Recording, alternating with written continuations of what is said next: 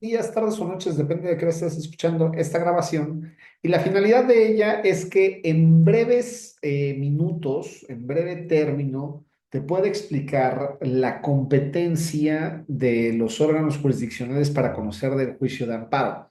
Porque podemos hacer una excelente demanda, unos excelentes agravios, unos excelentes conceptos de violación para nuestra demanda de amparo indirecto, directo o para nuestro agravio que vamos a interponer algún recurso y no saber dónde presentarlo. Entonces, es importante que nosotros sepamos hacer nuestros conceptos de violación y nuestros agravios y que también sepamos dónde deben de presentarse los mismos.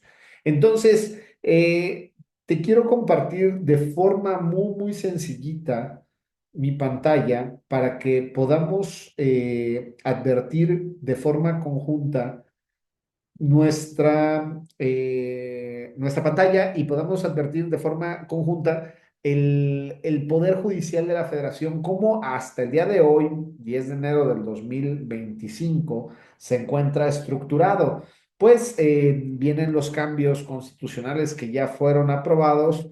Hay por ahí una idea de que supuestamente se va a frenar lo de la reforma judicial, que no hay los elementos. Vamos a quitar todas las especulaciones políticas y vamos a centrarnos en lo jurídico, que es lo que actualmente tenemos, que es el Poder Judicial de la Federación con esta estructura. Y básicamente es entender esto de forma muy sencilla. El Poder Judicial de la Federación tiene una Suprema Corte de Justicia de la Nación. Debajo de esta Suprema Corte de Justicia de la Nación se encuentran los plenos regionales, que son el norte y sur, en términos generales. Y por debajo de ellos se encuentran los tribunales colegiados de circuito, los tribunales colegiados de apelación y los juzgados de distrito. Si vas a presentar una demanda de amparo, voy a ponerlo aquí con unas celdas. Insertar una tabla. Y déjenme quitarle aquí los espacios para que sea bastante didáctico esto.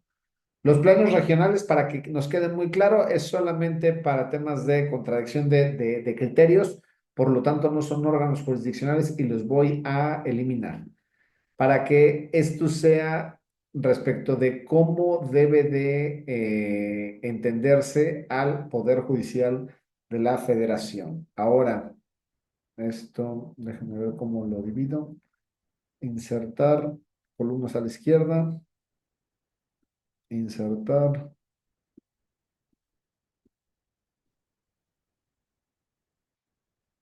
insertar, columna a la derecha. Va. De forma muy sencilla. Si es amparo indirecto, por regla general, será un juez de distrito. Si es amparo indirecto, de forma extraordinaria, será un tribunal colegiado de apelación. Si es amparo directo, por regla general, será un tribunal colegiado de circuito. Pero si es de manera extraordinaria, quien conoce del amparo directo será la Suprema Corte de Justicia de la Nación. Así de sencillo es esto de las vías del juicio de amparo, la competencia. Amparo indirecto es juez de distrito casi siempre, el 99% de los casos. Amparo indirecto es tribunal colegiado de apelación. Amparo directo, el 99% de los casos es tribunal colegiado de circuito. Y amparo directo, el 1% de forma extraordinaria es la Suprema Corte de Justicia de la Nación. Para que conozca la Suprema Corte de un amparo directo, necesita algo que se conoce como facultad de atracción. Con la facultad de atracción, la Suprema Corte atrae la facultad originaria que tiene y conoce de ese amparo directo. Tú presentas el amparo directo ante la autoridad responsable y la autoridad responsable remite al tribunal colegiado. Nunca se presenta ante el tribunal colegiado un amparo directo. Un amparo indirecto sí se presenta en la oficialía de correspondencia común del juzgado de distrito el 99% de los casos y en un único por ciento se presenta ante el tribunal colegiado de apelación. Tribunal colegiado de apelación, para que conozca de amparo indirecto, grosso modo, es que el acto derive de otro tribunal colegiado de apelación. Hay un supuesto más que solamente si me lo piden, lo voy a explicar, que se llama competencia concurrente en materia de amparo indirecto para el tema penal, solamente que me lo pidan, porque es sumamente específico y no es común que se dé.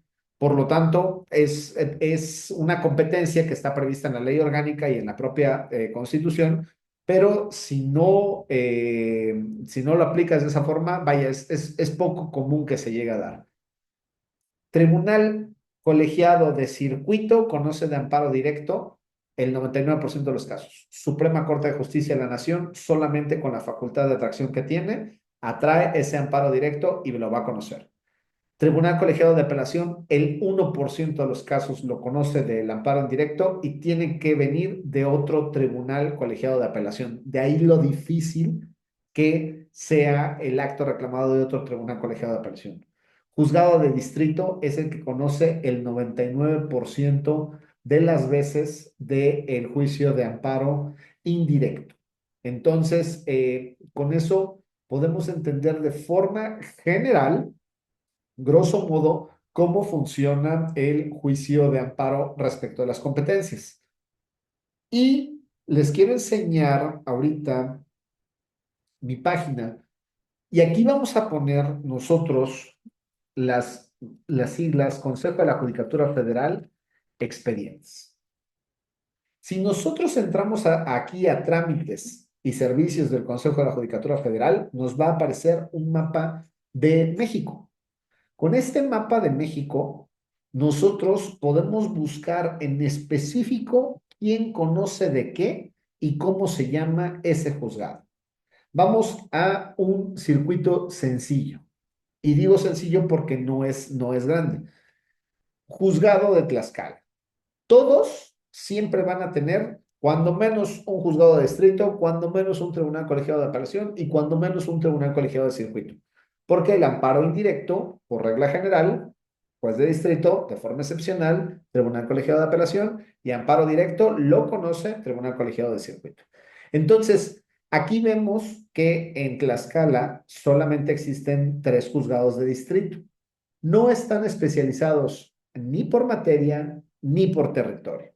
Hay un juzgado federal en materia mercantil, pero es la especialización para juicios ejecutivos mercantiles, juicios orales mercantiles, concursos mercantiles o cualquier otra cosa mercantil. Un tribunal colegiado de circuito y un segundo tribunal colegiado de circuito y un tribunal colegiado de apelación. Este sí tiene especialización, bueno, tiene más bien la residencia en Apizaco. En términos generales, así es como podemos entender cómo está estructurado el Poder Judicial Federal en Tlaxcala. México, déjenme vuelvo a compartir para que lo tengamos. México, denme un segundito, si lo estamos viendo, denme un segundo, compartimos. México se divide de muchas formas. Para el Poder Judicial de la Federación se divide en circuitos. Son los 32 circuitos que existen. Entonces, donde se esté ejecutando el acto reclamado, donde se vaya a ejecutar el acto reclamado, donde se haya ejecutado el acto reclamado o donde se intente ejecutar el acto reclamado, es ahí el juez competente. Si hablamos de Puebla, Puebla tiene una estructura un poco más compleja, déjenme, les comparto. Puebla tiene una estructura un poquito más compleja, no sé si se compartió el de Tlaxcala, pero bueno, cuando menos aquí el de Puebla lo estamos viendo ya. y tiene juzgados de distrito en materia penal, 10 juzgados de distrito en materia de amparo civil, administrativo y de trabajo, y también ve juicios federales. 2 de distrito especializados en juicios orales, como el de Tlaxcala que tenían en juicios mercantiles, pero este nada más es en juicios orales. 3 tribunales colegiados en materia administrativa, 3 tribunales colegiados en materia civil, 2 en materia del trabajo, 3 en materia penal y tiene sus tribunales colegiados de apelación.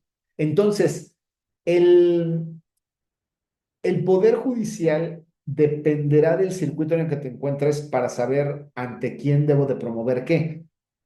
En los dos ejemplos que puse ahorita, si yo tuviera conocimiento de que hay una orden de aprehensión porque llegaron unos policías y dijeron que me iban a ejecutar una orden de aprehensión que traían de un juez de control, y yo no salí y no tenían una orden de cateo y promuevo un amparo en Tlaxcala y vivo en Tlaxcala, va a ir dirigido a un juez de distrito en el 28º circuito o juez de distrito en el estado de Tlaxcala, en turno, porque no tiene especialización.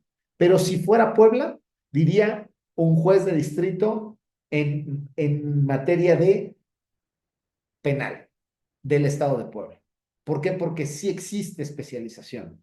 Entonces tendremos que ver cuál es el tipo de acto reclamado para saber dónde tenemos que promover qué.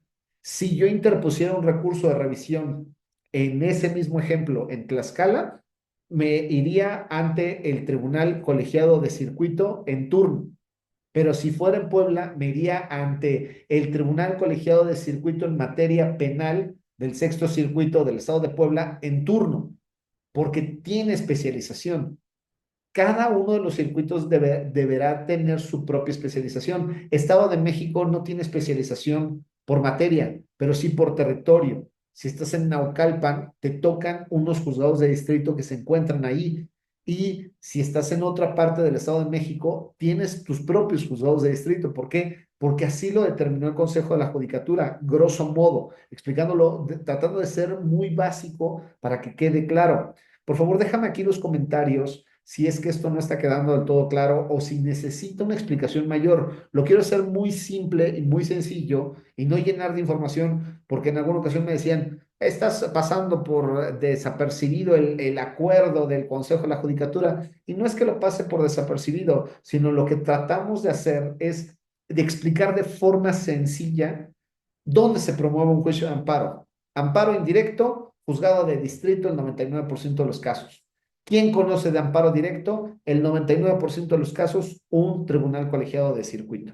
Excepcionalmente la Suprema Corte con la facultad de atracción. Excepcionalmente en indirecto, un tribunal colegiado de apelación, porque el acto derive de otro tribunal colegiado de apelación. O en un supuesto sumamente inusual, que es la competencia concurrente en materia penal, del 16, 19 y 20 constitucional. Cuando es así, es posible que otro tribunal colegiado de apelación conozca de un juicio de amparo indirecto. Cada uno de los circuitos que tiene México, cada uno de las entidades federativas tiene un circuito y cada uno de esos circuitos se comporta de forma diferente. Te invito a que empieces a entrar a la página y veas cómo está estructurado el circuito en el que te encuentras para que conozcas de ello. Y si te parece bien, te enseño a buscar las propias audiencias que se pueden llegar a tener, cómo se ven las videograbaciones y que el asunto que tuviste, veamos cómo lo resolvieron los magistrados en los diferentes recursos que existen en la ley de amparo. Sígueme para más contenido de esta naturaleza y espero haya quedado claro. Nos vemos. Saludos.